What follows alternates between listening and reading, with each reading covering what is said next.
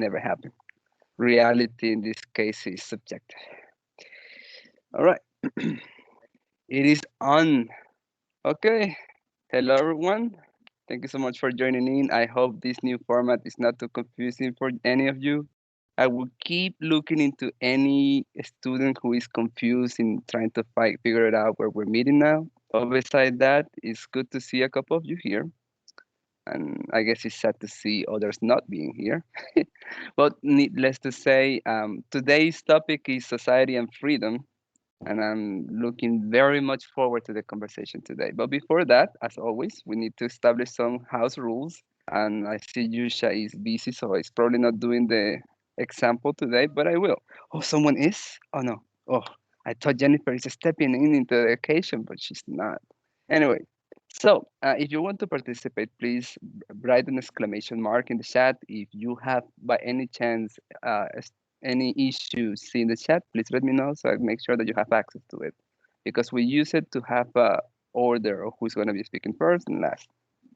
Please be mindful of other people's times. If you raise your hand, I will see you, but I'm going to have to, again, refer you to the chat. Um, I don't think I'm missing anything too much important. If not, I would just let you know during the meeting. But as usual, we're gonna just let Nancy do the announcements. But yeah, just keep in check with all the information from us from social media and emails and stuff. We're gonna try to engage a lot with you, and well, conference is coming up, just so you know. So go ahead, Nancy. All right, folks, thanks for coming. Very excited about today's topic as well. Can you hear me and see me properly? Great. I mean, we can hear you, but seeing you properly, never the case. Never the case. Okay, I'm having technical issues on my end. Whatever. Yeah. So again, I'm very excited to delve into this topic for conversation. But beforehand, just a few announcements. A few key things. First and foremost, we have the conference coming up Tuesday, April 27th. Dallas College Philosophy Club, or Dallas College Philosophy Undergraduate Student Conference, all-day affair. Again, if you're interested in submitting an application to present, I strongly recommend doing so. We're taking applications from philosophy students everywhere, but specifically the local area in Texas here. We have a couple of guest speakers, a professor from UNT, as well as I believe she teaches in the Honors College, but specifically gender studies, women's studies. And then another professor from St. Thomas University up in St. Paul, Minnesota, whose student presented their last semester at our conference and, you know, wanted to participate himself. So happy about that. Having said that, we have a few more, I guess, more localized events coming up. So we have the film series coming up a week from tomorrow. It'll be the final installment in our philosophy and film series. It's called We Don't Know. Now, unlike previous philosophy and film series screenings, this one's going to be rather concise. We're watching a series of vignettes, cinematic vignettes, shorts. So I think the entire total running time is like 26 minutes. So we'll watch a string of these, have a conversation, watch another string of these, have another little conversation. It's going to be something a little different from the norm, which is, you know, we watch a 2-hour film and then we have a conversation. But I'm looking forward to it. Again, it's going to coincide with the monthly theme of society. But this is more of a, we'll say, micro society, as you'll see if you decide to come. Again, it's focusing on the interstitials, the in-between of, you know, big life events. So most of the time in films or in television, you know, the plot is around some giant action that's taking place, something like that. But this is an attempt to reflect human existence in its authenticity, which is to say most human life happens in between big events. So these are going to be the little in-betweens. It's going to be an interesting selection, I think. So please come join us. And again, that's Wednesday, April 17th. I'm sorry, April 14th. And it's going to be starting at, we'll open the door at 4 o'clock, but we'll be starting officially at 4:30. I hope you can join us. And then we have some collaborations with clubs on the horizon, still pending verification. So we'll just tease those. But yeah, look forward to that as well. And of course, check us out on social media, Instagram, Facebook, Twitter, YouTube channel, official Philosophy Club websites. Check us out. We're everywhere. Yeah, and if you're not finding us anywhere, you're not looking hard enough. That's the rule of thumb. Is it the wording? Yeah. Okay. Would that be all the announcement for today? Receiving like usual, like new members right when the meeting is starting. Um, okay, I'm gonna take that as end of the announcements. So, all right, let's start just with the conversation. We didn't came here just to hear announcements. So, all right, freedom and society. So, a few reminders of the questions so you can have some brainstorming process in the meantime. Um, what does it mean to be a free citizen in a free society? Can we say that an individual is truly free as long as he or she abides by the law? And will establishing parameters of freedom be limiting what freedom is supposed to be? And what exactly does freedom society means? Those are like the open up questions for you to start like considering.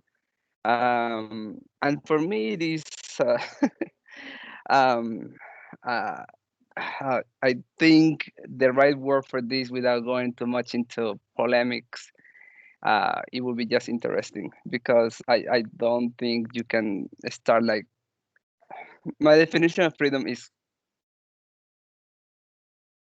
quite free freeish. I don't think we can be actually free in a society. Otherwise it will be chaos. And I don't necessarily think that freedom in itself is good. It's just the possibility for you to either do good or bad.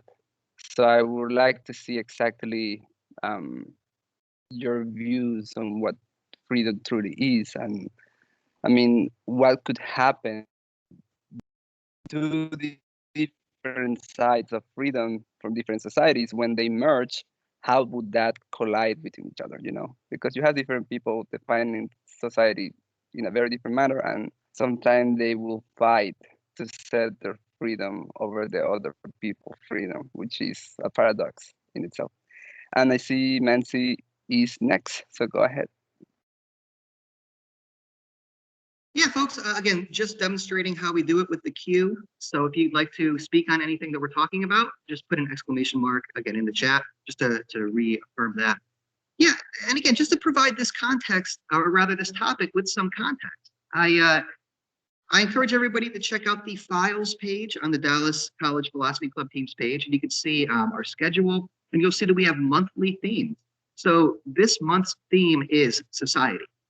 So, for example, last week we talked about the individual in society, and we wondered what is the individual's relationship to society, in the sense that, you know, does society owe the individual something? Does the individual owe society something? What is the in between there? And prior to that, we talked about what is a society in terms of like a definition. What distinguishes a society from merely a community or a club, something along these lines. So now we're talking about more specifically freedom itself. Now, on the one hand, we could talk about, as Fernando is teeing up for us here, exactly how is a citizen of a quote unquote free society behaving as a free citizen? So, what is a free citizen in a society? And then another thing we can consider, you know, a very broad related topic is what constitutes a free society? What are the standards or rubrics by which we measure a society as quote unquote free? So again, I mean, we can consider historical examples, contemporary examples, or we can kind of remain more or less in the abstract. But what is it to be in a free society? And how does an individual in a free society behave freely in a way that maybe citizens who are inhabitants of societies that aren't free can't behave? Shout out to the faculty here, Louisa Benton and Lucas Ulrich, Richland Philosophy faculty. Glad to have you all here. So Richland being the best. um, oh, by the way, Osita is asking for the deadline to apply for the conference. I'm not completely sure if you spoke about it. Oh, yes. So again, if you'd like to apply to the conference, we have the application right here in the Teams page. So again, if you go to the files, And you can scroll down. You can find again the call for submissions, CFS. It's labeled as, and you can fill it out yourself.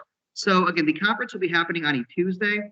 So I believe we set the deadline to apply that Saturday. So the conference is on the 7th, 6th. So I believe the 24th is when we set the deadline for submission. Well, if anything, just be in the lookout for the emails. And if you're not receiving emails, let me know and I make sure that you receive them. Okay, there you go. Thank you for your insight. Okay. Yes. We have a long text. Let me see.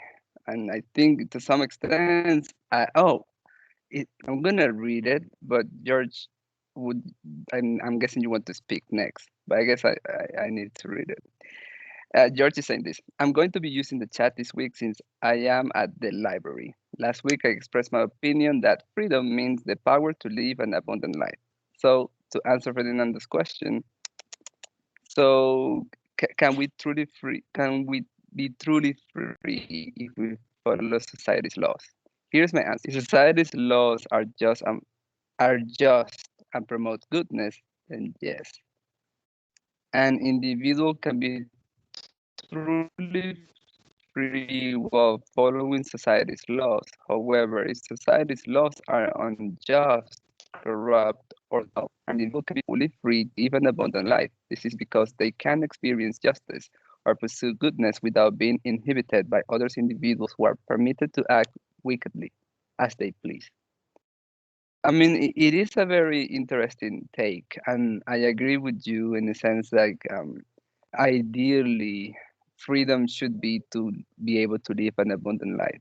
Um, for me, the complication starts when like freedom then is not truly freedom.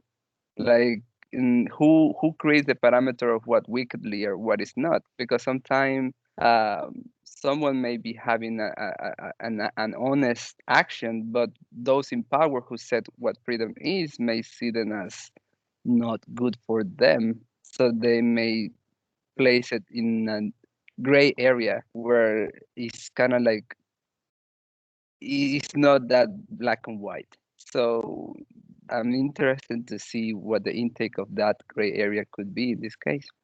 But it's a very good opening statement for sure. And Nancy is next.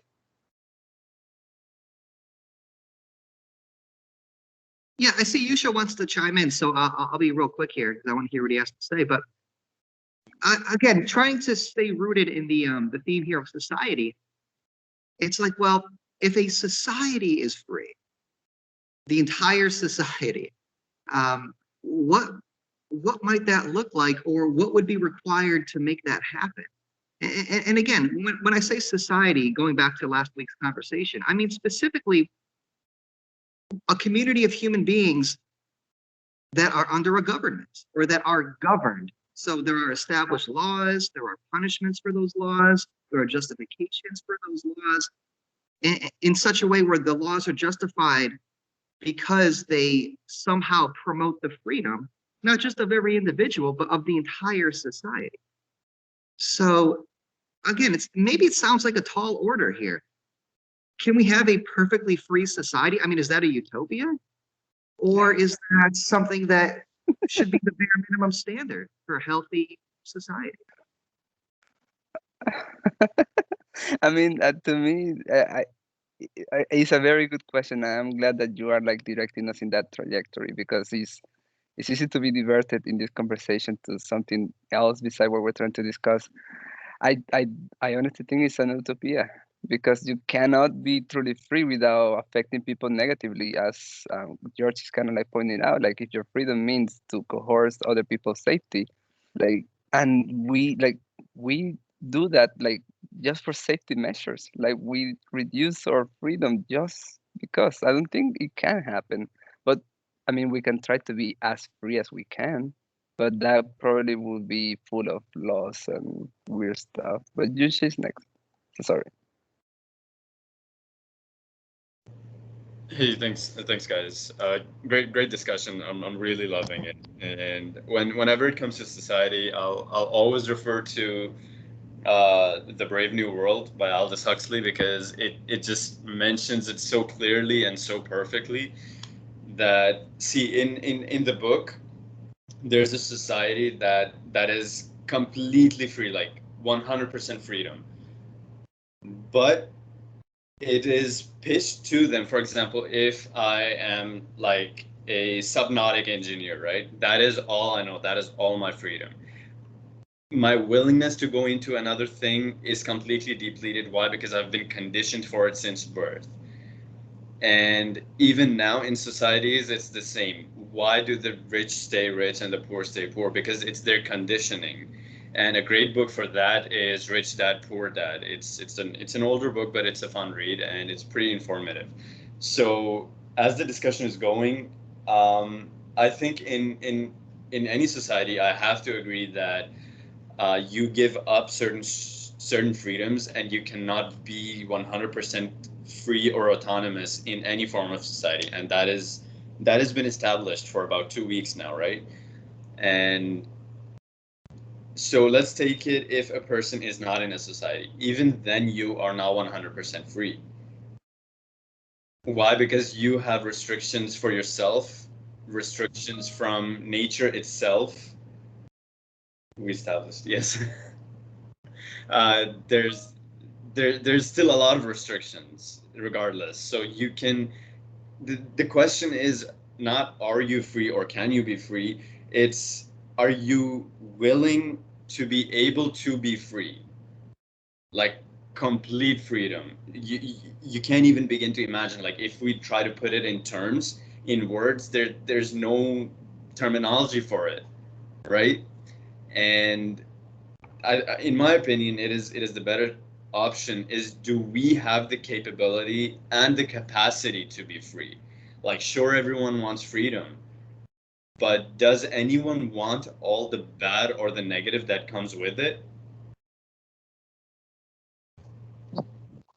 Okay. I mean, I think we're fully capable of freedom, and that's why we require laws. That's my intake. We are very much disposed to like let our freedom let loose, but most of the time, as George mentioned last week, we don't necessarily want what is best for us all the time, and that's when, like, I guess laws come into play. See, the Okay, capability and so the Sita, you're willingness. next. I'm sorry, I'm just gonna offer a quick reply to that. The willingness and the capability is what we see as from inside the box, right? Like, for example, a snake that has been raised in captivity. Of course, it's in the snake's nature to seek freedom, and for the snake, freedom is outside the box. But is the snake capable of surviving in the wild? Because the snake has been bred and kept in captivity, where it had no natural predators. It didn't have to go out, hunt, look for food, nest, breed, blah blah blah. There's so much that goes on with it. So we think that we're capable of this freedom, of utter and absolute freedom from inside the box. But when we go into the actuality or the specificity of it, then are we capable to keep up with it? Oh, I can add a couple of things, but I'm gonna let Sita go. Then it becomes last week that we had like a long list waiting. Yeah, thanks. I guess I was gonna say, one of the things I was gonna say you already touched on in that, even if there are no laws at all, you're still subject to the laws of nature. Even if you're by yourself in the woods, um, you're subject to you have to build a fire to stay cold or you die. You can't mess with bear cubs or the mama bear will rip your guts out. There are things that you have to do to stay alive that whether or not you like it, it is what it is. And even if we go broadly with regards to laws of nature, we're stuck here on this planet, right? We can't just decide to fly away like Superman. There are things physically that we're bound by. So like we don't have total freedom like we would in like a dream, or something like that, if you want to extend it that far.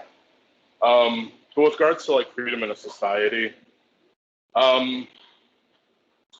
you know, I've always felt that like the difference between like a free society and I guess a not free society, like I guess the biggest difference that in my mind would be social mobility. So like say the caste system in India or like the feudal system in medieval Europe and Japan or things like that. You know, really most systems, right? Before I guess like the past, you know, recent modern history, wherever you were born. And it was, you know, nigh and impossible to move up, no matter what you did. And so you did not have the freedom to, and it's almost like being a slave, where it's like you don't even have the freedom to, it's different to fulfill your potential, I guess, in the society that you're born in. This is why I think we're all very like thankful. I mean, you know, I feel like honestly, it's kind of going away in American society, right? Social mobility is getting harder and harder. Wages haven't kept up with inflation, et cetera, et cetera. You know, people aren't building houses, people aren't having children.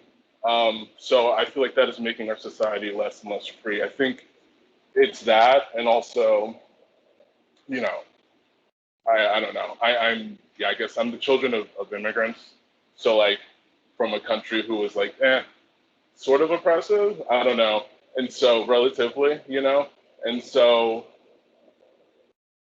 I guess I was always taught, you know, one thing is to love the country that gives you so much. And the thing that's unique, I guess, about America really is that most times people think of like laws as like, oh, these are things you can't do, but America's and other countries, it's not just America, but we're really unique in that there are laws of like things that you can do.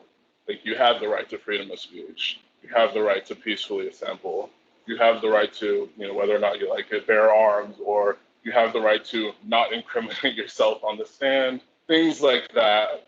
I think increase the freedom and openness of the society, but we shouldn't like move over into like libertine hedonism, which is, you can argue like, oh, everyone can do what they want, but like you shouldn't be allowed to hurt other people, right? You're infringing on someone else's freedom, and that's the line for me. Is when you infringe on someone else's freedom with your freedom, that's not, you know, you're decreasing the overall freedom in the world or whatever. But yeah, I guess that's kind of what I wanted to say. Yeah, that's nice. And the more you were speaking, the more I continue remembering what the scenario that Nancy was setting for us. Like, how would a society truly free would look like? Because normally well, I, I hear that freedom comes from democracy, and I mean, I think most people will consider the United States to be a democracy, but being here, I don't feel like I'm really free. Like, so exactly like how would a free society really look like if it is not through democracy? Like, what would like the power system would really look like, and like what freedoms would those in power would have to give, and like until like how can we even measure that a possibility, you know? But before Orlando speaks, I saw that George was replying to Ositas. I will read that very quickly. He was saying, I like the social mobility, fulfill your potential metric. I think it sets good goals for societies while keeping individual responsibility and choice in a prominent place. Okay, so Orlando, you're next. Okay. So I mean, in terms of freedom, there's so much to say, but I kind of want to question the idea of us actually being capable of freedom. Like how much, I want to challenge like how much are we actually capable of it? Because I would say the object of humanity is not actually freedom. The object of humanity is to be a certain kind of way. You know, you have to eat certain foods to be healthy. You have to be a certain kind of person to be social, so on and so forth. Yeah, we have different flavors, but they all follow a certain path. a specific human sort of genome, I guess you could say. And so it's very opposite to freedom. And so with that being the case, I think with society, I don't want to say illusion, but pathways to freedom kind of exists. Because just like rivers to land, water to earth, a society to freedom is like you have different passages of it. So you can say, okay, well, look, these are the different kinds of lands that we have here, different kinds of society, sure. And then so if you want to go from here or you want to go from there, if you want to go from this social class to that social class, it's dependent on you. And how you do it, it's depending on you. And then that all often that measures you as a person, whether you're good or you're a bad person. But in terms of just true freedom, I mean, what does that look like? I don't even know. I don't even know if that exists. Because like I said, society garners freedom. So then what would a society that's just based its whole intention was to kind of create freedom? What would that look like? Contemporary philosophers like Charles Taylor say it's societies that kind of prioritize discussion. Things like having public discussions, having libraries, having like just your priority is just to know, is to have knowledge, just to seek and to essentially just thrive in that. And I don't know if maybe knowledge in some sense is kind of freedom in that way, because when you think about new things that are created, the more we discover about ourselves, the more free we are. We've escaped Earth because we realize that there's something beyond it. We've escaped maybe in some senses prolonged death because we've discovered how to do it. And so on and so forth. There's many different kinds of ways to look at it. But ultimately, do we even really want freedom? Think about it. Put yourself in a situation where you're in a small village. You're a group of maybe 100, maybe hundreds of people. Yeah, sure, why not? And then beyond the village is just woods. Beyond that, you don't know what's there. You don't know how to survive out there. You just know the constructs of what the society within this small village has. Now, would you go out? I think most people here are going to say no, but I think there are those few that do. They'll say I would. Eventually, some people did. I think that's interesting. Yeah, very good points. Yeah, I must say. But I also have to say this. Today is the day of like very interesting text that I have to read. So before moving on to Mansi, I will read Efrain. So bear with me. Don't want to talk, just want to type this out. That was Efrain. I think one aspect of freedom we also look at it is looking at freedom on more macro scale. One of my personal conceptions of freedom derives from Alexander Dugin's philosophy, which is that in order for human to be free, we have to be able to say no. What he means by this is that each society should have the ability to say no to others' ideologies. He mainly looks at this through geopolitics and how the US and its Western allies are pursuing a policy of liberalism and unipolarity, meaning that the only ideology that will be is liberalism. Anyone pursuing another ideology is punished, which is why the US hates Venezuela, Iran, Syria, China, etc. The first country is my country. Whew, there you go. So, at a macro level, to be free means to be able to say no to liberalism and the unipolarity of the Western American empire, and thus have any group of people have a right to choose what ideology they want to have without threat of a CIA regime change, coup, war, or sanctions that starve their people because they choose the wrong ideology. And then, well, we have Yusha saying that his grandparents migrate from country A to country B. Hopefully, that's not an actual country. My parents migrated from country B to country C, and well, then migrated to C to D. Uh, 4 countries. All right. So, Mansi, you're next. Hey, yeah, just fantastic points all around. Yeah, I kind of wanted to just briefly comment on something that Osita said and then Orlando built on. Although Efren's making some also compelling topic tangents that I'd also like to explore. I'll just say this. I didn't really pose the question like this, but I think it's interesting that the topic went this way, which was, again, freedom might mean freedom from the laws of nature, or at the very least, the elements of nature. So perhaps when you talk about a free society, from what are you freeing yourself? From what is it freeing itself? And perhaps the origins of society, and philosophers have suggested as much, Hobbes especially, it's to free yourself from being sort of, I guess, captured by the elements of nature that are so much more forceful or powerful than we are. So societally speaking, perhaps freeing ourselves in that way from, again, the dangerous, life-threatening, harmful elements is a way in which a society can be free, to say nothing of the individual governmental policies. But having said that, again, I wanted to pose this. If you think on like a macro level, well, before I move on, I just want to note this too. Orlando, when you're talking about, there's a certain like path, very poetic, by the way. There's a certain path to freedom for societies, and sometimes the flavors are different, but the nutrients are the same. That still sounds like the laws of nature. It's like, well, human beings still need to eat. And so now we judge freedom not by being able to eat, but being able to eat what we want, or being able to eat in such a way where we can eat and then work out and then sleep and this kind of thing. So I do think there's a lot there. There's a lot we could talk about. On a more macro level, societally speaking, again, if you want to tie freedom to, I guess, access to the resources that allow us to sustain our lifespan, we have to consider, again, international politics. So a society can be free, a nation can be free, so long as its freedom is sort of recognized by other nations, by these large-scale societies. And if that doesn't happen, is a society still capable of sustaining the freedom it might have established previously? But yeah, that's all. I want to hear from the rest. Sorry.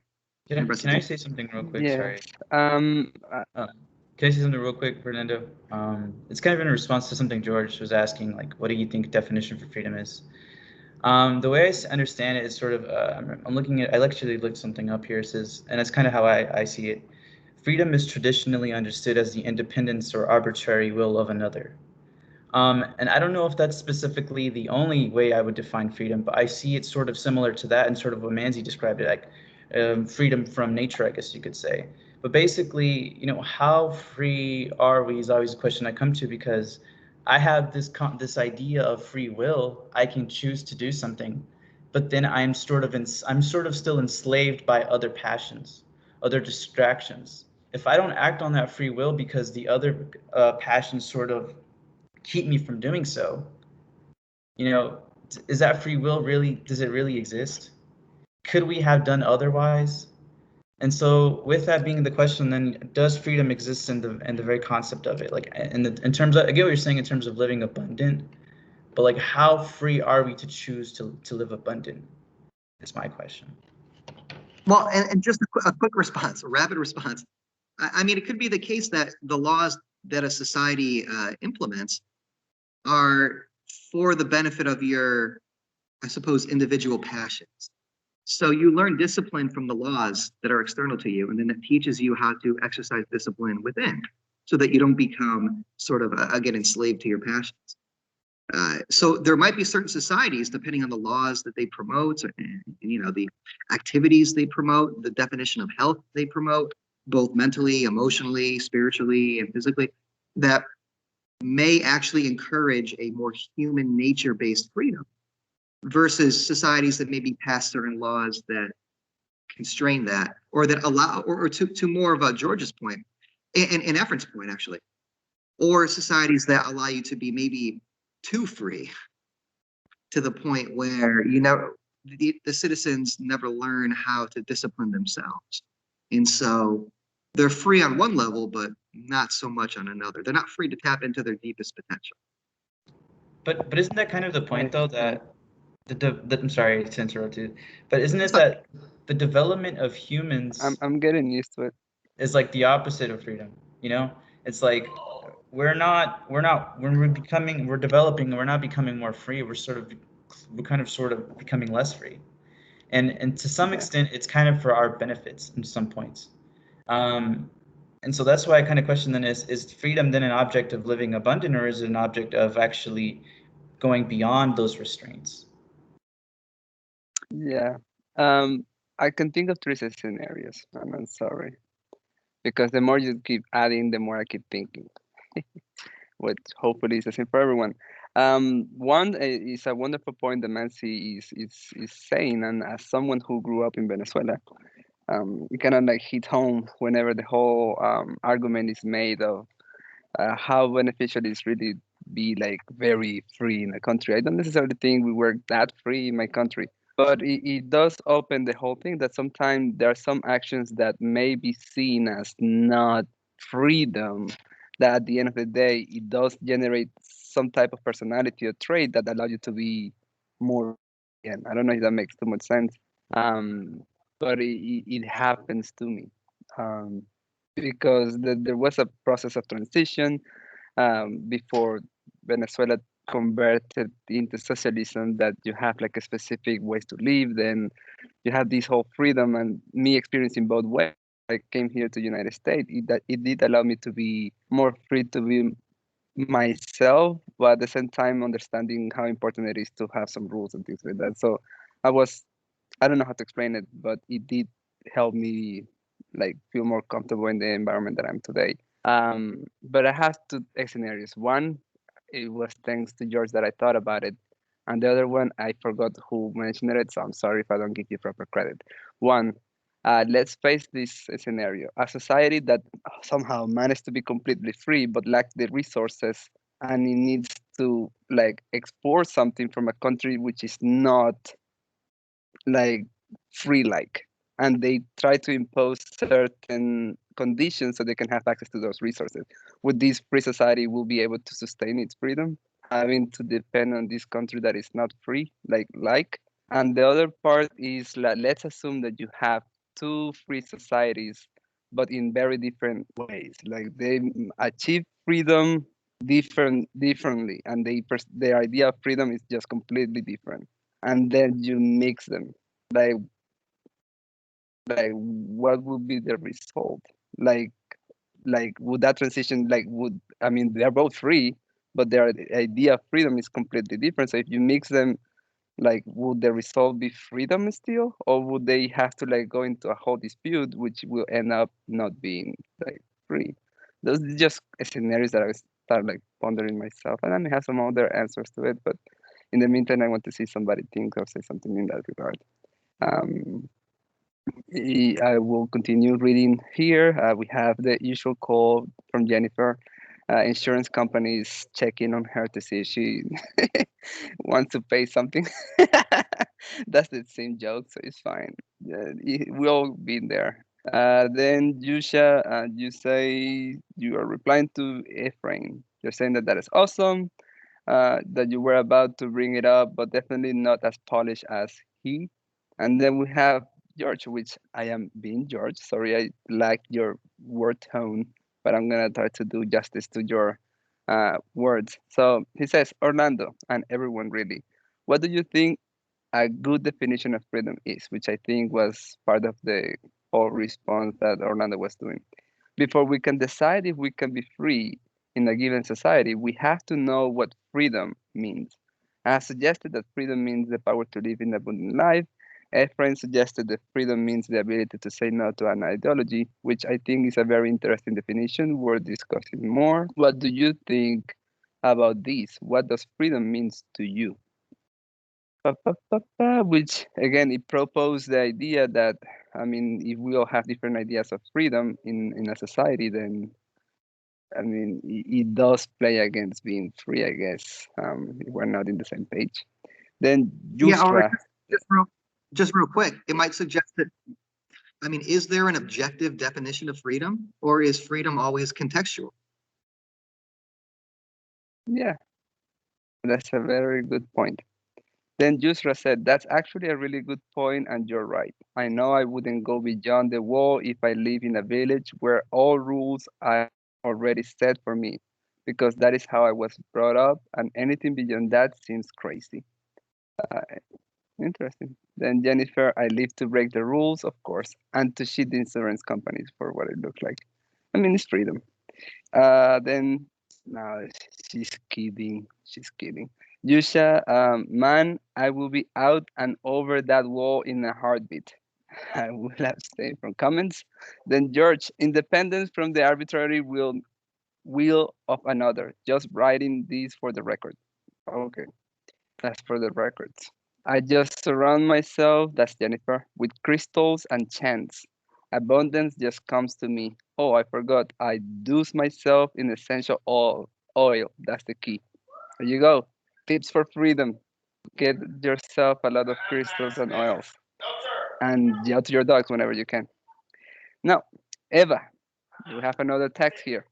I wouldn't say free to say no to liberalism in particular, maybe neoliberalism or neoconservatism, but that's beside the point. But more like freedom to dissent or say no to anything is integral to a free society. The citizens must be able to criticize without reason the society and dissent, whether the society be liberal or not. If we want a so-called free society, the citizens cannot fear for their existence or potential retributions if they do choose to speak out. And then it's Yusha's turn to speak.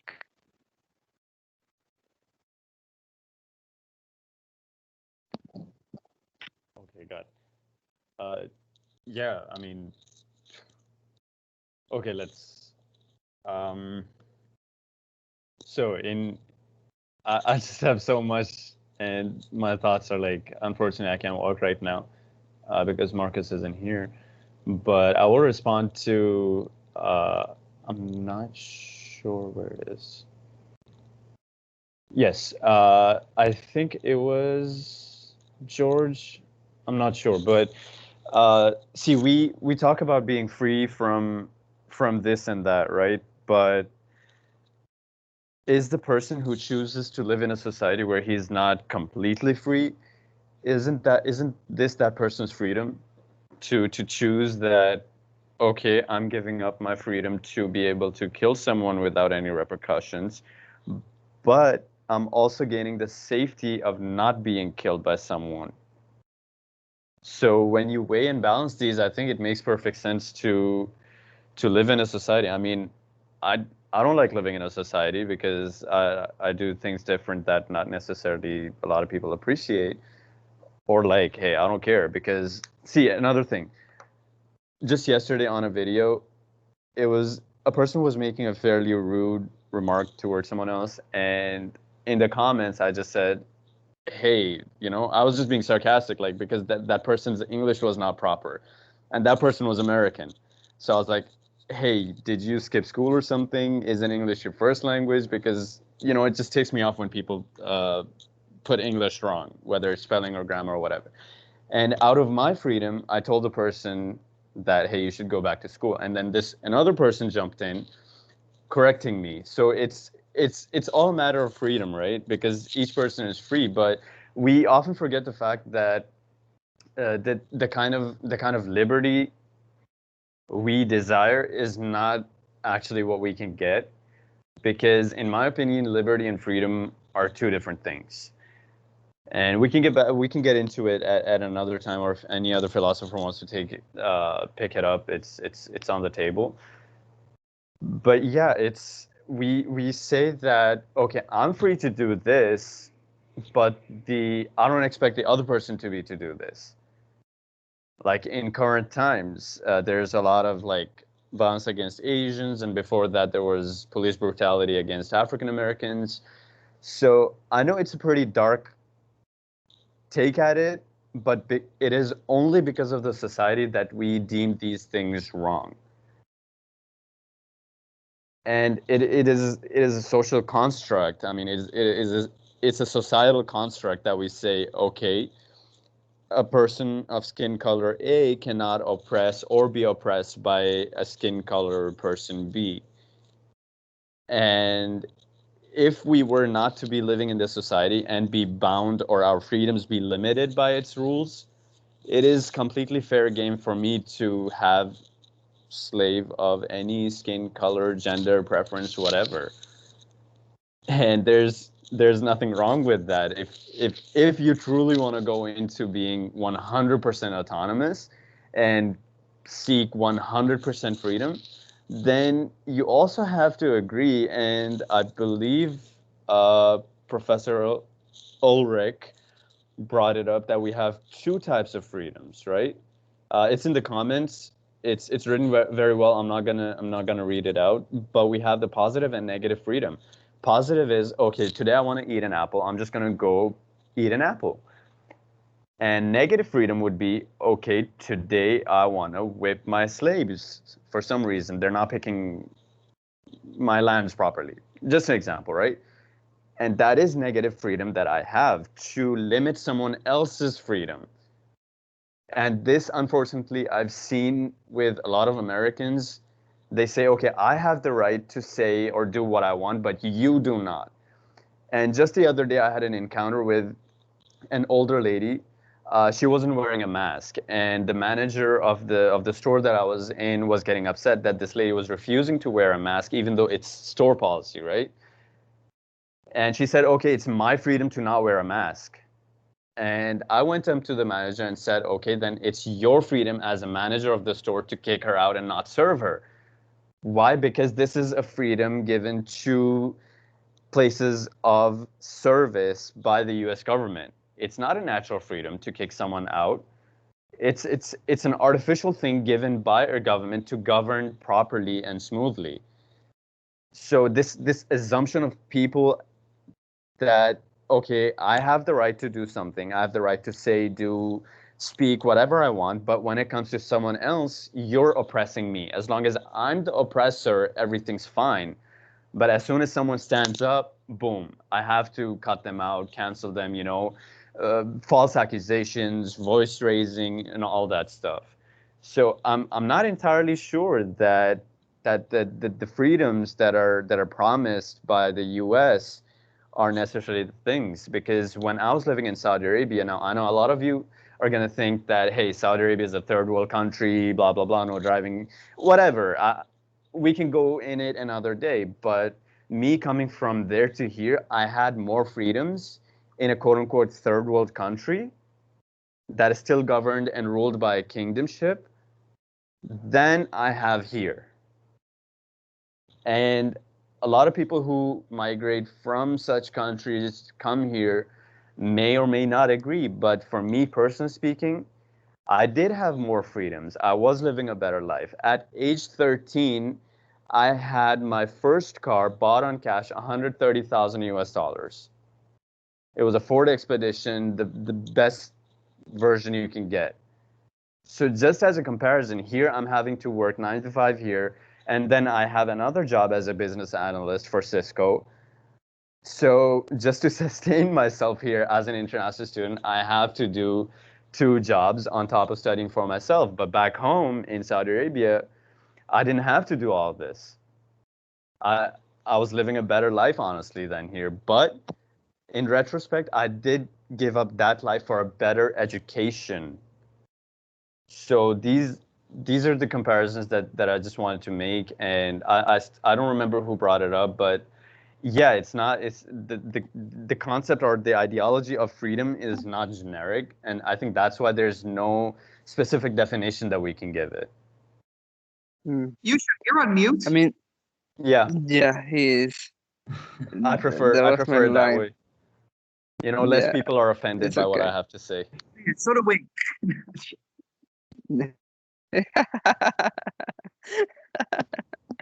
uh, but I mean, this is something of the intake that I took from what you were saying, Yusha. At least from what I see your mouth doing like this, but you were muted at the end of the day. Um, okay, because you say that you feel you were more free in back in your country than when you came over here. But other people with different perception of freedom see your definition of freedom as not much of a freedom. And I mean, I would even extend a little bit more to say like, okay, we're and just because this is the normal thing to think. Would, for example, females will also able to do that? Like maybe like your freedom it came to expenses of less freedom from other people. So there's a lot of components there. Again, I'm not speaking that I know. I'm asking, actually asking. No, There's a yeah. lot to Hey, unpack. but a quick, short, simple, dirty answer to that. Hey, as long as I have my freedoms, why do I care if I'm impeding on someone else's? Because I am free to do and think so. But that is not the case. Women do have actually more rights than men in Middle Eastern countries. But go on. Okay. No, again, I don't know. I'm actually asking. Because from outside, it seems like, and this is normal question, like that you, well, more than question is not more comment. That they seem as females not being free to be themselves, that they are like actually oppressed. But then we have people who are actually live there, and for example, you in right now, you're saying that they actually have more freedom than men. So what exactly is it happening that we as an outsider are perceiving your freedom in a different way that you actually like mentioned in it? I guess it is to some extent to not extend too much in it since we sadly do not have 24 hours to continue the conversation. It goes to what Mansi is saying, that freedom seems to be something of a case by case scenario, and sometimes we grew into a society and we feel so comfortable how things are ruled there that when we feel that that's freedom because you grew up with it. But other people who are maybe more free in different aspects may see some specific elements of your country and say, that's not it. So how can we really get all those freedom from different societies and try to compose uh, overall free for all type of cultures and communities as a true freedom of sort? But I will read the chat in the meantime. Lucas is saying there is a distinction made sometimes between positive and negative freedom, which is something that Yusha was mentioning, reading for these comments. Negative, no one is keeping me from what I want to do. This is the main one I hear discussed. And then Jennifer says something about freedom means I can fly my truck flag in peace.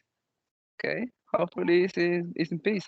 Now, I will read George. Orlando, Hang on, thank you for hang on, your hang on, reply. hang on. Hanging on. Lucas offered a positive and a negative definition of freedom. Those two go together. Why don't you scroll down and get his positive definition, just so those two go together, and then you can Oh, come thank to you. Okay, so I will read the positive.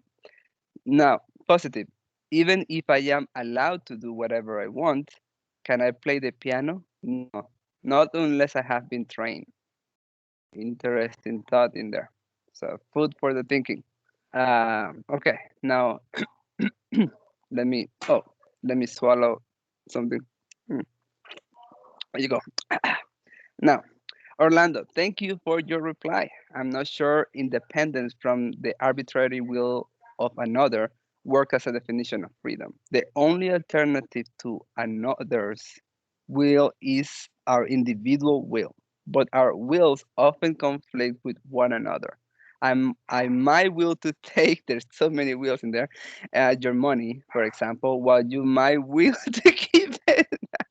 Both of us can be free according to your definition in this case.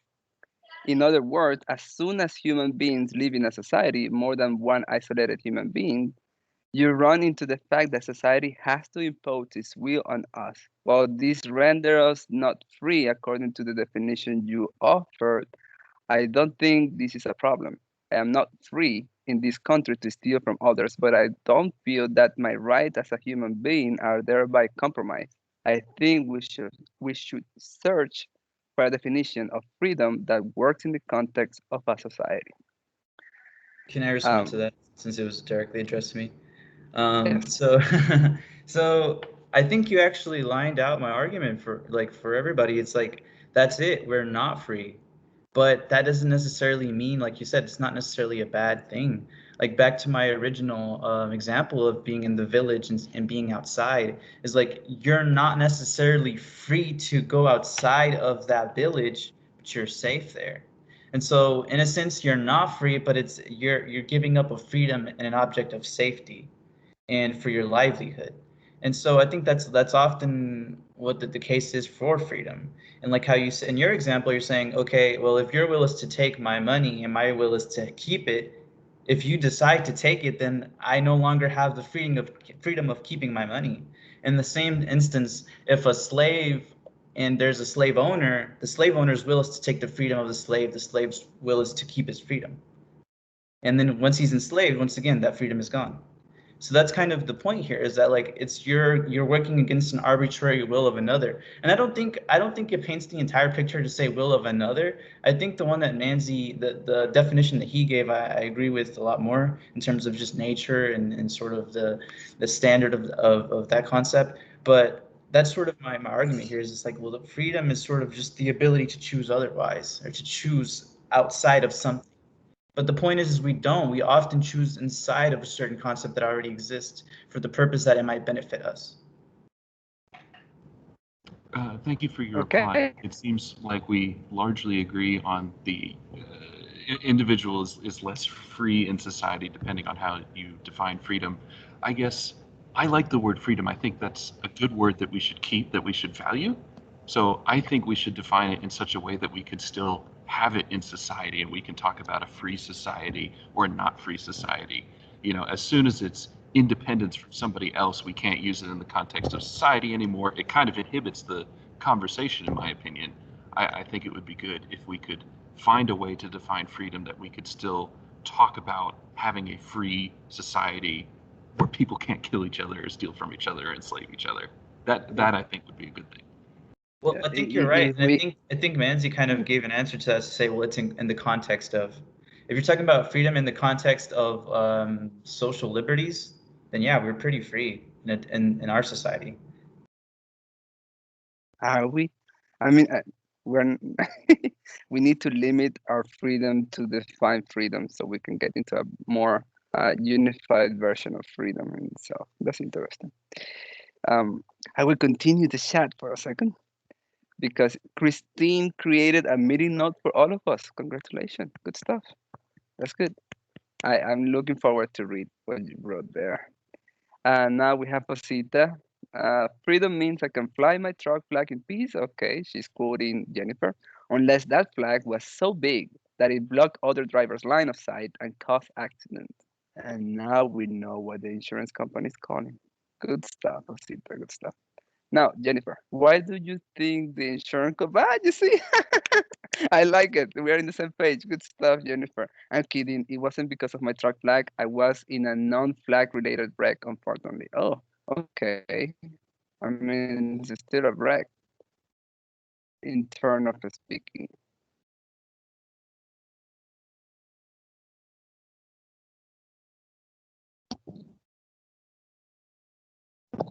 Or not. I mean, take your time. Oh wait, is that me? Did you say me? No, Nancy. Oh, oh, okay. No, it's Nancy. But I mean, it's not like he can really give something meaningful to the discussion anyways, right? I mean, I will continue reading. Oh, sorry, Oh, he's yeah, there. I'm sorry. Sorry to waste your time, folks. Yeah, thanks for coming. For those who are here, yeah, I mean, we're over the time. So everybody who's already been here, thank you for coming. Again, it's every Tuesday, 3 to 4 o'clock, or sometimes over.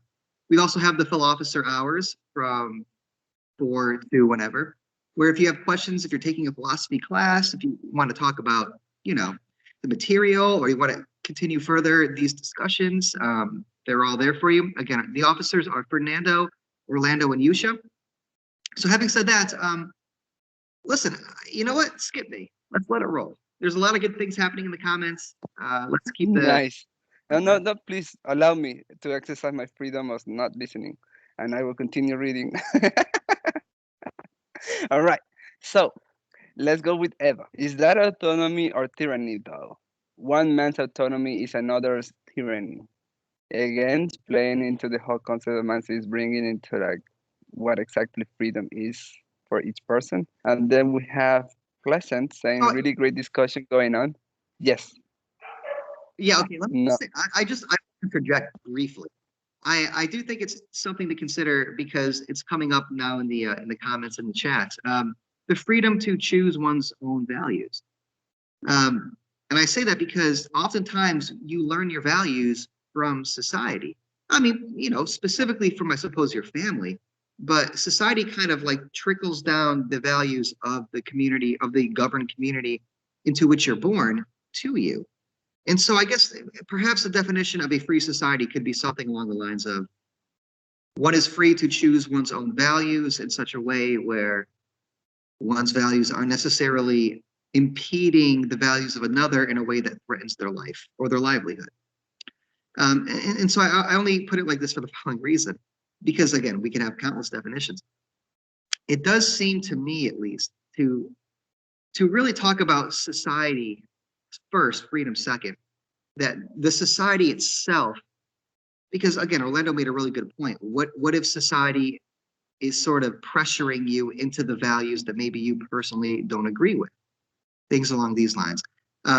It does seem as though for a society to be a cohesive society, some bare bone values all have to be agreed upon before we could talk about individual preferences or individual freedom of expressions.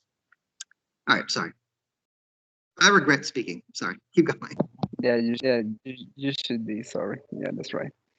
Anyways, we continue. George now, he's saying, Yusha, I'd be interested to hear if you have a definition of freedom that you like. Ooh, that would be a very interesting definition for sure. Now we have Ephraim. The secular Enlightenment view of freedom that is the norm in the West is rejected by most people throughout the world. When there were American-backed coups in Egypt and Ukraine that brought Western-style governance, they were voted out as soon as the people could vote and replace them with regimes that were even more authoritarian than the regime before the coups. The view of freedom that is largely being discussed here is rejected by a majority of people in the world. Yes, I agree.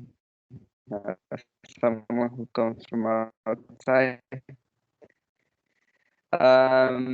Jennifer, then, our quality of life here has been very interesting take on it. Yes. Then we have Asita. Does living a better life because of your resources equal more? Like, do you consider yourself more free in Saudi Arabia solely because of the money? Or were there laws that gave you more freedom than you have in America? And then he wants to speak. So do you expand more speaking, Asita?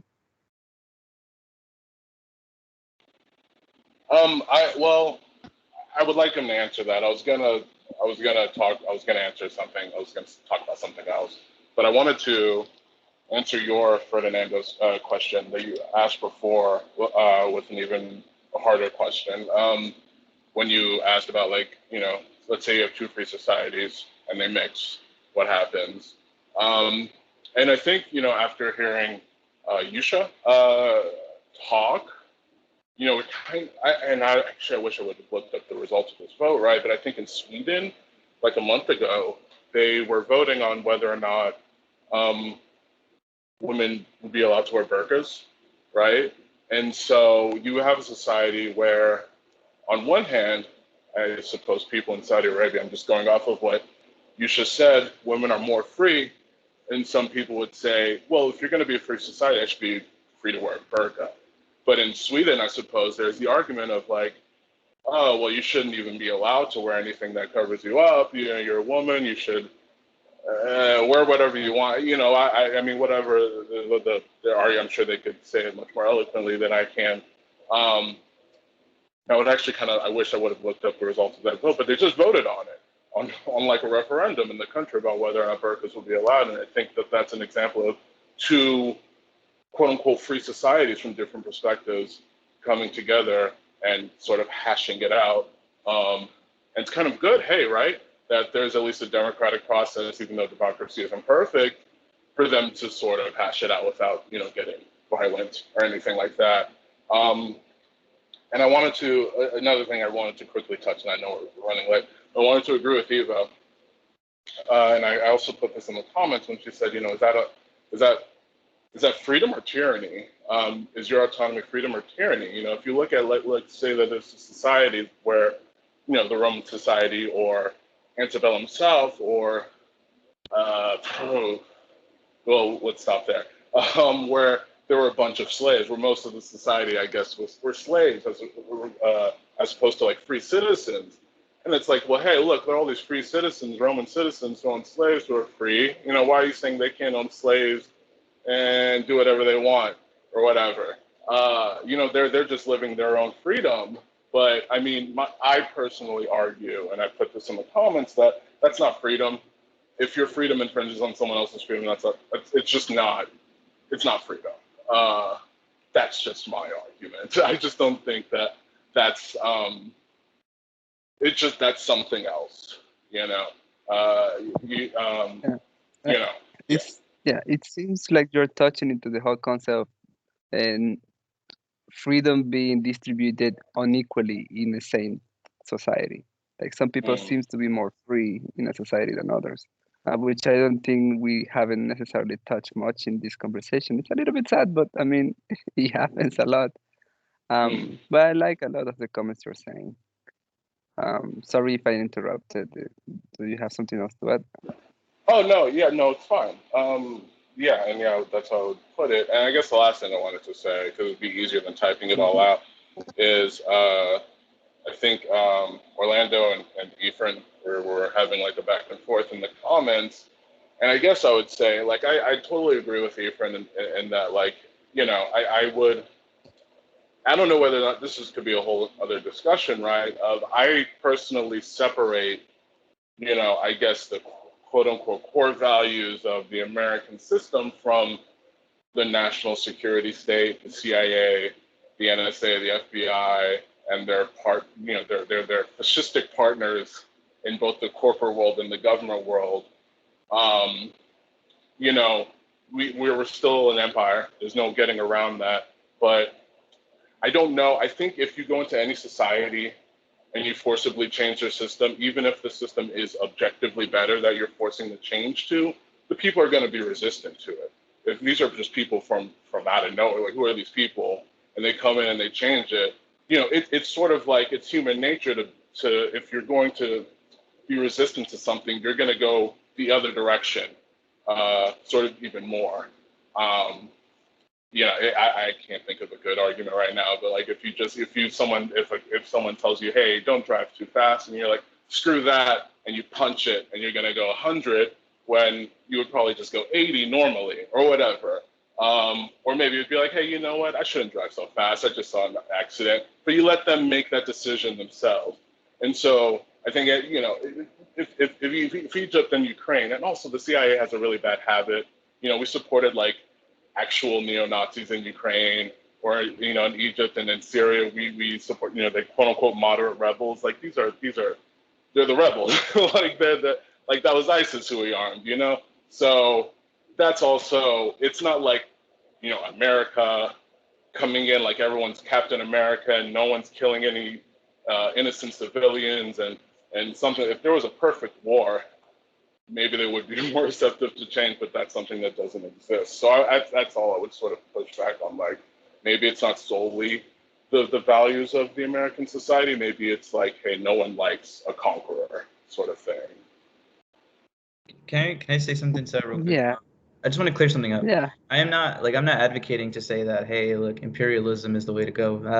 I like the opposite of that. But like what I'm saying here is often a lot of these places where, you know, there is corruption involved, it's very difficult to trust their political process. I mean, often, like I said this already in the chat, but often our own process is sort of seen as undemocratic. So often when we're looking at these countries, say, oh, well, they chose this specific candidate. Well, let's look at the vote in countries like Venezuela, Guatemala. You know, there's a lot of different intricate complexities there that we don't even know about. We don't know how that works. We don't know who the people really are choosing. So for us to make a call out and say that, oh, they chose that person, I think it's a bit iffy. Okay. I wanted just to add something to Osita.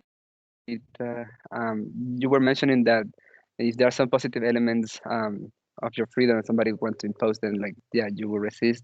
But I also think like the opposite also happens.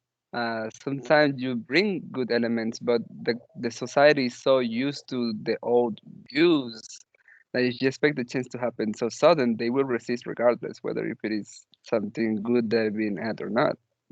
Um, but well, I'm not going to expand too much on it because of time, but I'm going to continue reading. So I see Orlando, you were replying to Efrain, saying, I agree that their concept of freedom is much different, but their voting in of an authoritarian regime might not have been at their own act of freedom.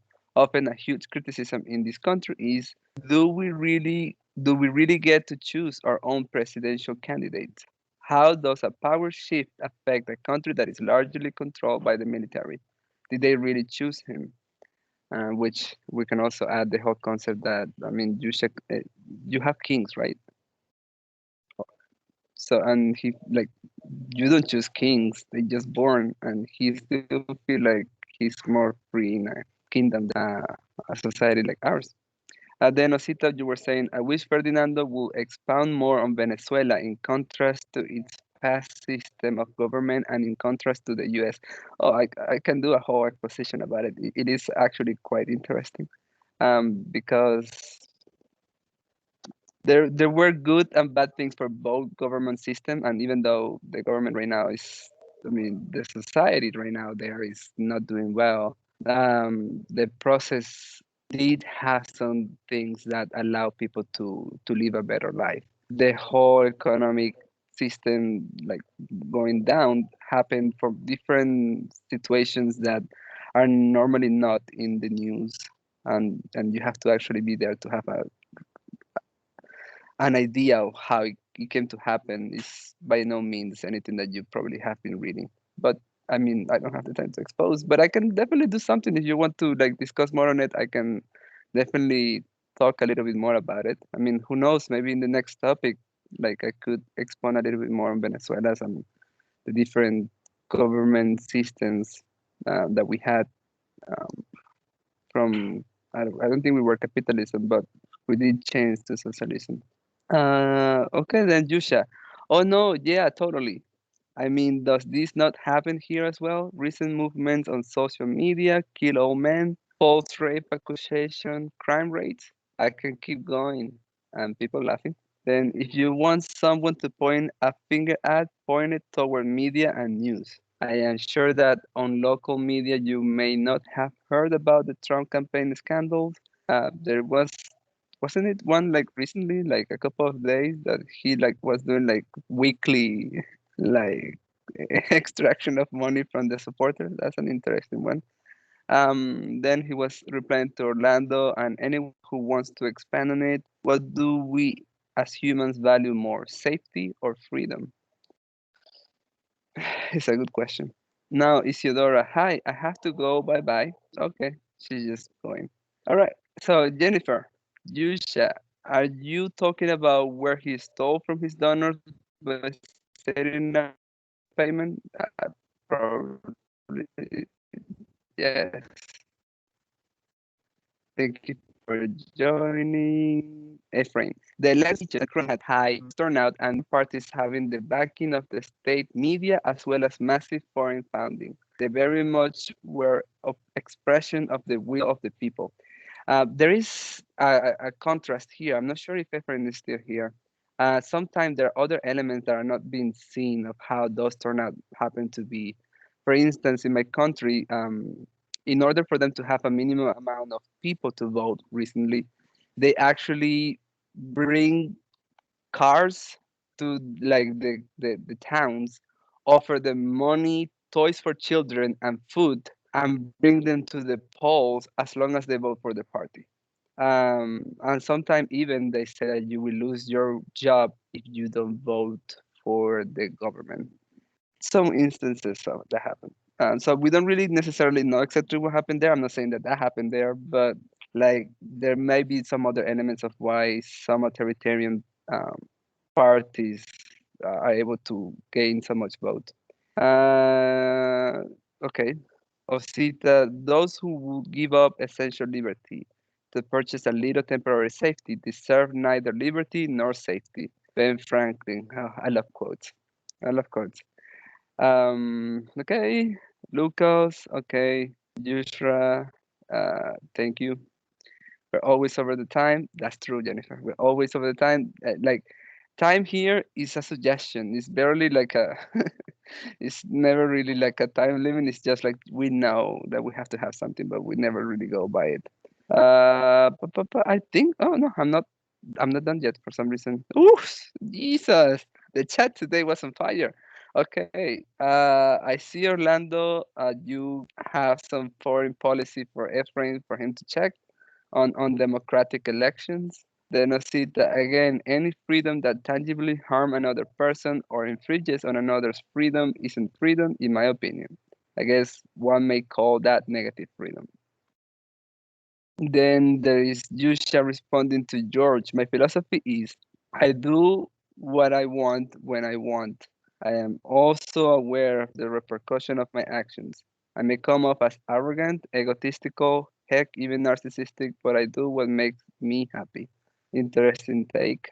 Jennifer, George, a narcissistic will never admit to being a narcissistic, so you're already doing better than you think. There you go, some words of compliment there for George. Then Yusha, George reply, okay, thank you for your reply. Do you think of society enrichment your definition of freedom? I do what I want when I want. That would be a good thing. Will that work? You as an individual can adopt that philosophy, but I don't think we as a society can do that. Then Efrain replying to Orlando. There are many discussions here, you see, like one-on-one. Interesting. You are talking about something that happened in 2018. I'm talking about elections that happened before that. Oh, different elections. Also, foreignpolicy.com is just a propaganda mouthpiece of the American empire. Whew. Okay, it gets heated. Oh, I see the heat in the chat. Um, Yusha, he's saying, I was a part of that discussion, Osita, and my response was that this specific instance may be looked at oppression as it is not only Muslim women who cover themselves. If they truly want to ban covering up, then ban it for the Christian, Jews, Hindus, and other religion that encourages women to cover themselves. I see the point there. Then Orlando, so many, so many conversations. Lol, fair enough. I am just iffy trusting the political process of known corrupt countries. Known, known corrupt countries from the outside. Even the US political process is seen as undemocratic. Then George continues. I'm guessing this is toward Yusha. I agree with Job's assertion that society has to agree on a baseline. I was about to say baseline uh, of values in order to function. The $1 million question is whose values? We seem to be forced to choose. We have to enshrine some values and reject others. I think this is where worldview religion comes into play. Our values stem from what we believe is true. The problem is that we can't seem to agree about worldview questions. Even the idea that we should be secular carries worldview baggage. What do we do? Can we find values that transcend worldview differences to adopt as a society?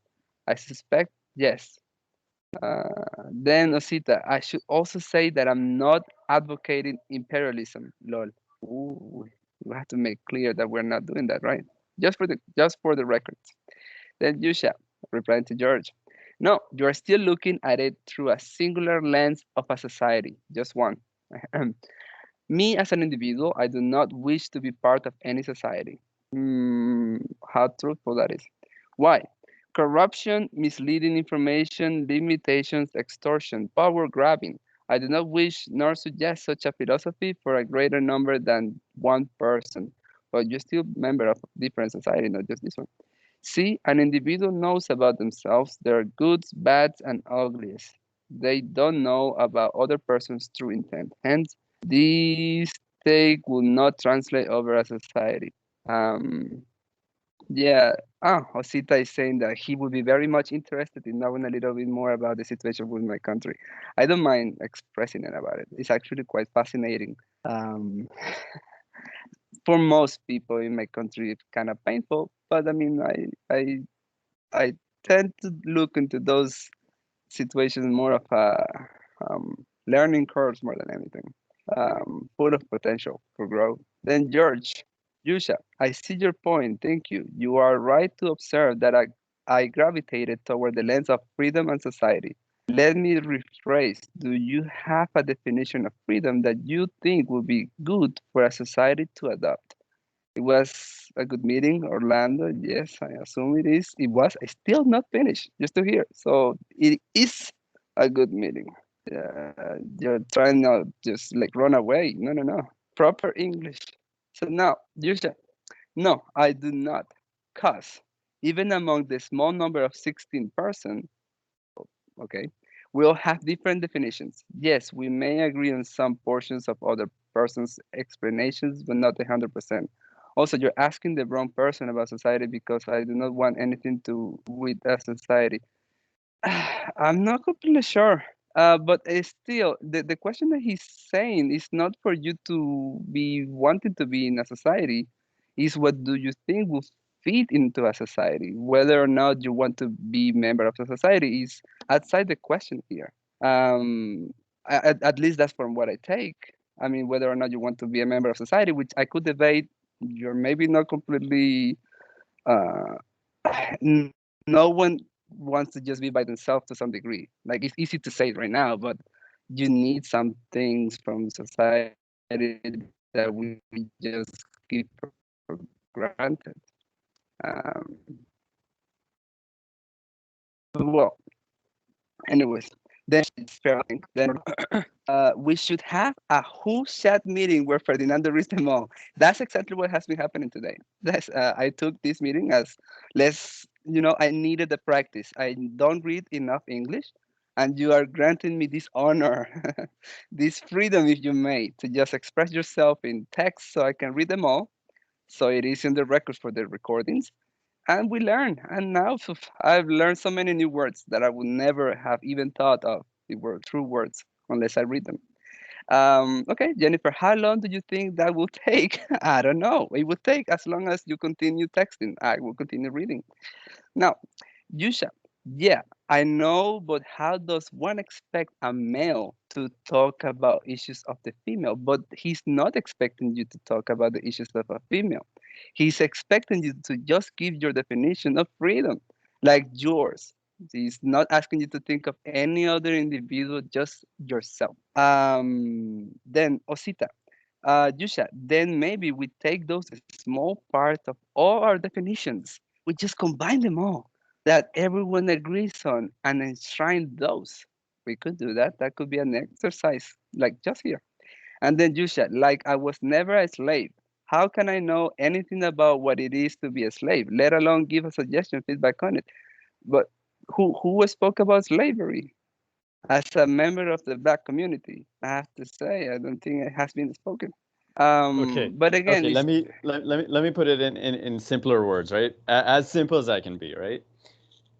See, there was a request for me to suggest something like, do you have a definition of freedom that you would think would be good for society to adopt, right?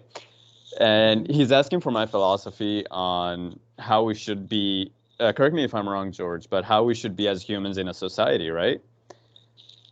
So when I, as a person, do not wish nor want to do anything with any form of society, right? Why does it matter what my but philosophy on a society says? Okay, here's my philosophy on a society. All societies should be diminished. Each person should be living individually and sustaining themselves.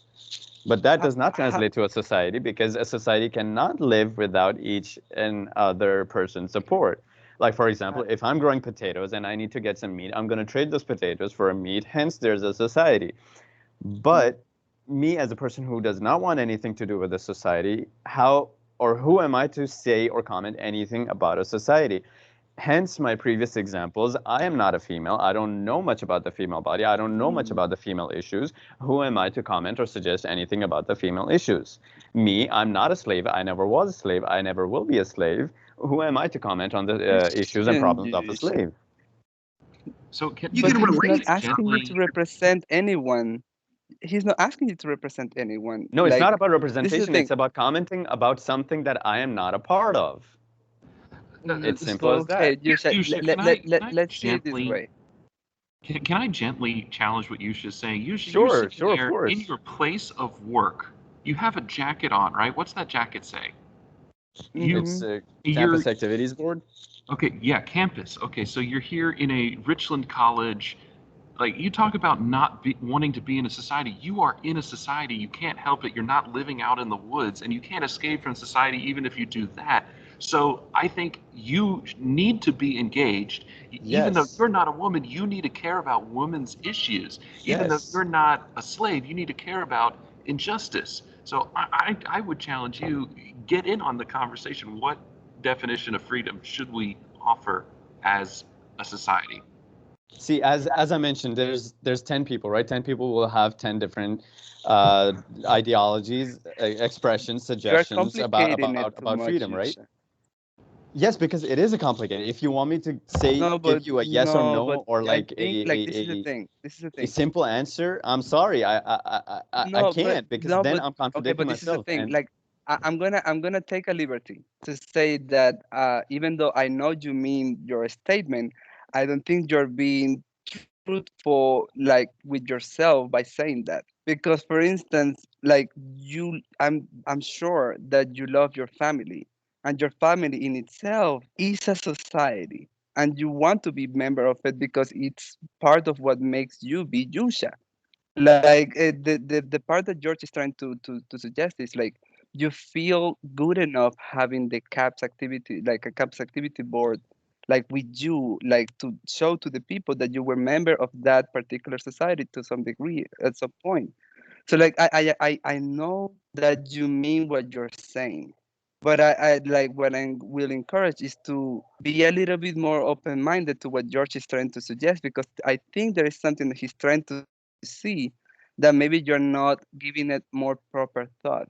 So like maybe a different approach I would suggest would be, instead of just saying that you cannot speak in behalf of a specific a specific population, like he's trying to suggest like yes he knows this, but the thing is like if we are going to limit where we're going to define something based on if we understand each struggle, then we'll never have a definition of anything, because no one can be everything.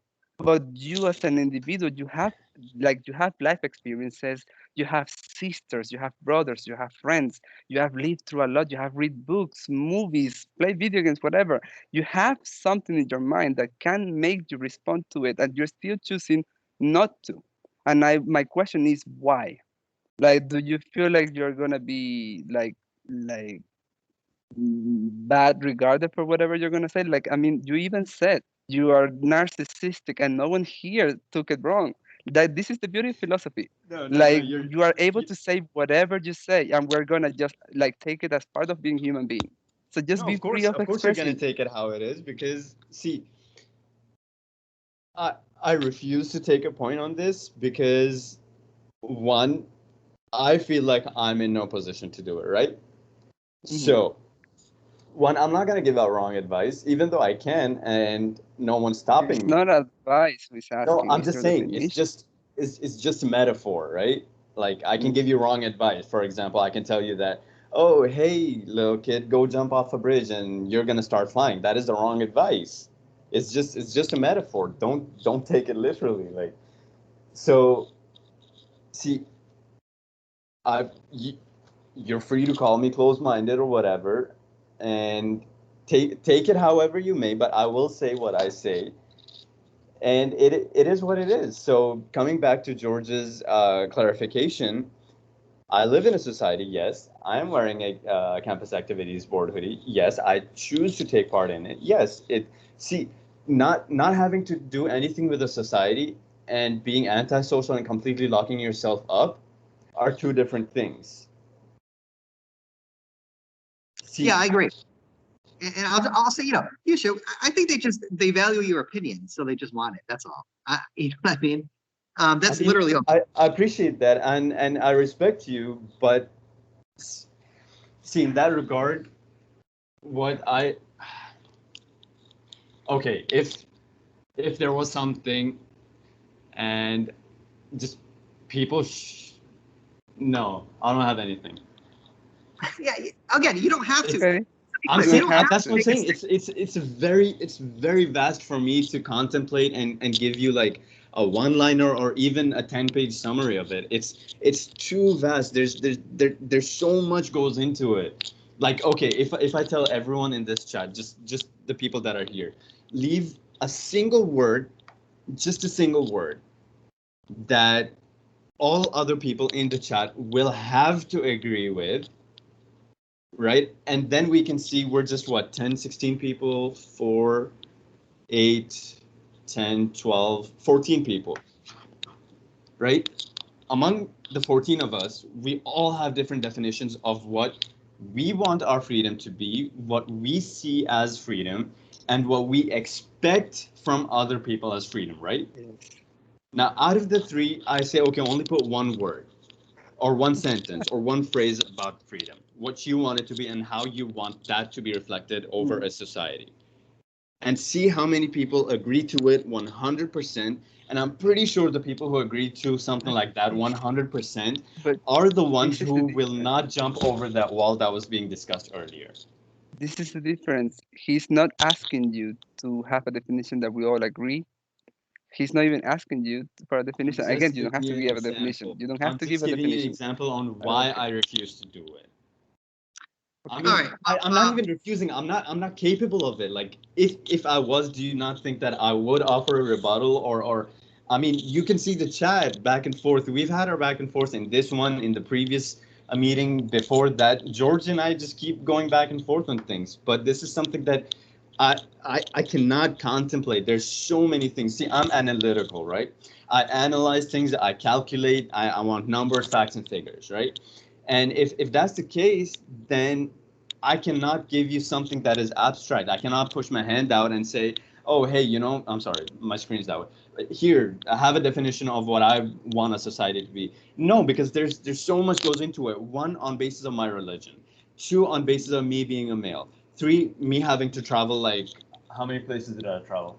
I I've traveled understand. Europe and Middle East, all of Europe and all of Middle East, all the different cultures and societies I've seen, all the different languages I speak, all the Yes. everything that I have in my experience and history, I have to give you a definition about what I would like the society to be. Hypothetical, yes, I know, Hmm. but it's then And I'm it is limited to something that is everyone bound to else. change. Yeah, of course. Okay, But Josh, anyway, we I'm not gotta yes, we gotta but wrap up. it's okay. Yes. And I still We have gotta to wrap up. read a lot. I still Okay, I have know to you read a lot. still have to read more, but yeah, listen, it's all good. I like the back and forth. You don't have to, weigh in if you don't feel comfortable or don't feel capable or however you put it. It's not a competition. I mean, George won, but it's not a competition. I Moving mean, yeah, of forward, course. I'm joking, dude. I'm joking. Settle down. All right, let's. I do want to hear from some of the chats. Again, there are members in the chat that they're not speaking out loud, but they're contributing. So let's give them a voice, and then we got to wrap it up, folks. I'm sorry. Yeah, I'll That's just reply okay. to Osita. Osita real quick. He asked me serious question. Why do you live in a society if you want nothing to do with it? Why not train in wilderness survival and live apart from society? I did actually. A lot of my time in the Middle East, I did live away from the society. I am very good with that, even here in the United States. So that's one thing. Two, why I choose to live in a society because it is what it is, right?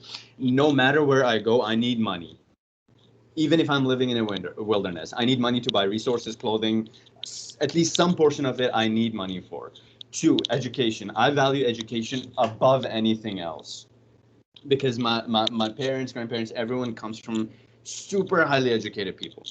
And that is another thing why I'm having to do it. I see you might call it force, some might call it by free will. But again, I will say to me at least, uh, trying to or willing to be living away from a society versus being completely antisocial and blocking yourself off of everything are two completely different things.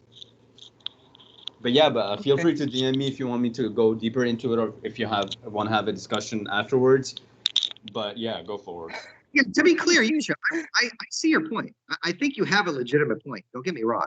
It is order again to try to define freedom, and the more one tries to define one's individual sense of freedom, the more one feels the constraints of society. So I understand what you're saying. Um, But I also, I'll throw this out there too. And this goes for everybody. If you're not really sure, you don't know how to weigh in, or you don't want to necessarily speak on something, but people are, asking for your opinion. Just, at the end of the day, feel free to completely agree with me, and you'll be in good company. Uh-huh. Yes, absolutely. Or instead of embarrassing yourself that way, don't. All right. So I will continue reading. Osita, then maybe we take those small part. Oh, I already read them. Yes. Pa, pa, pa, pa, pa, like it was never okay. Yeah. Oh, yes, Orlando. I will read it because you actually asked me to.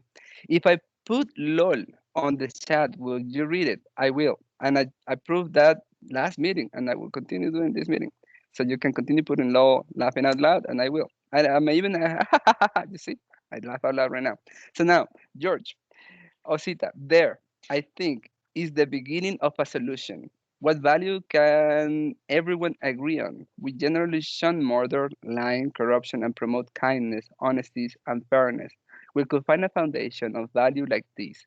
The next problem was to do when we disagree about the details on how to enact those values. Then Osita poses a comment for Yusha.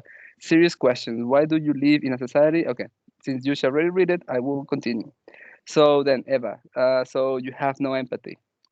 No compulsion if that was for Yusha. Yusra was leaving. Then Eva, you literally came here for an education, though. Also assuming that was for Yusha. Then Orlando, I think that laws and governing do exactly what you guys are talking about. We decide what should be allowed in a functional society. Though they don't provide a definition of freedom, just include the characteristic set society. Then let's all calm down here. I think we're calm. I think we're all calm. Then Eva, exactly! Exclamation mark. This is turning into a Yusha therapy session. Lol. Ha ha ha. I will continue laughing. Then Jennifer said, who's the therapist? Ferdinando? I'm afraid. I'm so afraid. Yes, you should. You should be afraid. I'm crazy. I'm crazy. Then Orlando is saying, if Ferdinando was a therapist, I will go. But you're still here. Then would that make me not a therapy? Pondering in there. Osita, again, I say, if the few of us here can agree, oh, I want to say this. Yeah, Orlando, you're not free to leave yet, even if I'm the therapist. Then we take what little we all can agree on and build upon that instead of not even trying to find common cause with one another. I'm assuming someone is leaving. We're all here because we all agree philosophy is awesome. Let's build on that. Lol, Jennifer. How that one? Yes, I will continue reading them as much as you write them. Then George, Yusha, the intent behind my original question was to engage more effectively with what Yusha was saying.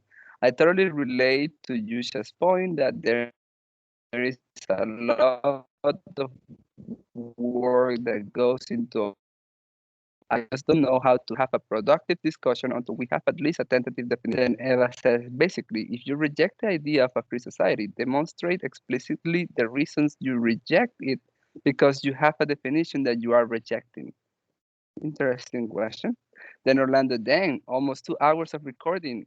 Yes, almost. We have gone to 5.5 or more, 7 even in the conference. So I mean, we're baby child yet. I think the majority are replies to Yusha. Yes, right now it is. Osita, Yusha, thanks for the response. I will take you up on that. Then Yusha, sure thing. Looking forward to it. Eva, literally, she didn't wrote lol. Oh, okay. That wasn't my joke. That wasn't my joke. Orlando, lol, lol, lol, lol, lol, and lol. And then Yusha again, lol, lol, lol, double L, and all. Oh, that was not a laughing out there. It was just out loud. Okay. And then I said, you too? Okay, lol. There, Yusha, I am unsure if you were regarding me in your inquiries. That was Eva. Ah, it was Yusha asking Eva. I see. George, he had to go. I assume that was that. Yusha, thanks, George. And then Eva, I love the witch laugh though. Thank you. Yes, I've been practicing with so many lol. I mean, I have to practice some type of laugh, otherwise I lose authenticity. Whew, there you go. I mean, this was hardly a discussion at the end. It was mostly an audiobook for Ferdinando. Just, weekly, you can just pay me money and I continue reading. No problem. Uh, yeah, that was it. See no other lore to read. So that is all. Thank you very much, everyone, for attending this wonderful discussion and for also seeing some therapy session on the making. We are happy to have you here. We're going to continue next week with an open topic, which could be a collaboration event. We're still not sure, but we're working on it. We're going to give you more information on it during the week. All right. Oh, yes, Eva is saying that, yes, she was talking to you, not trying to denigrate. Ooh, that's a word that I've only heard in Spanish. It's nice to see it in English, but just asking, like, do you believe in empathy separate from society? Mm, a food for your thoughts. To Would be you want to respond to that? Yeah, to be continued. Um, well, I'll Well, see you thanks for guys next week. I'll reply to you. I'll reply to your inquiry in the chat, Ava. all right. Well, then that means I will stop the recording. Yeah, see y'all next week. And thanks for reading that stuff, Fernando. I appreciate it. Sure. Yes, becoming a better reader. You see, if I don't read books, I read chats. There you go. uh, All right, y'all. That was fun. I'm gonna get out of here. But yeah, take care.